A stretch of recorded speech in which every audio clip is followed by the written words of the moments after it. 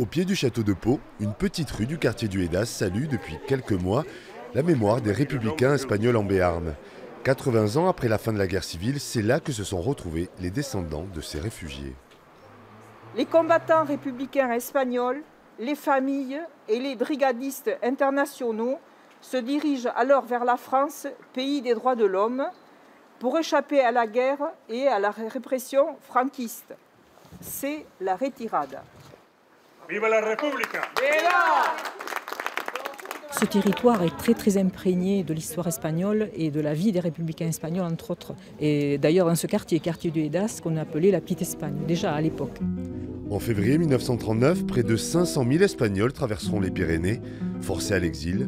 La guerre est finie, c'est la retraite. En espagnol, la retirada.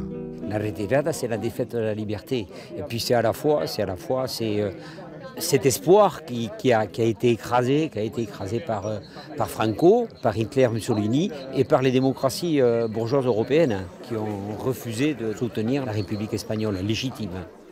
Cette république qui vit encore dans les mémoires de nombreux Palois. J'ai connu tous ces exilés qui ont fait la guerre, enfin tous, certains qui ont vécu à Pau, et même ici au Hédas, qui habitaient pas loin d'ici, j'en ai connu 2. J'ai été imprégné de leur odyssée.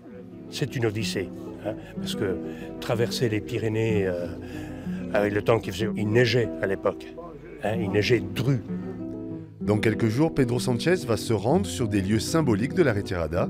Ce sera la première fois en 80 ans qu'un Premier ministre espagnol en exercice reviendra sur les traces de ces exilés.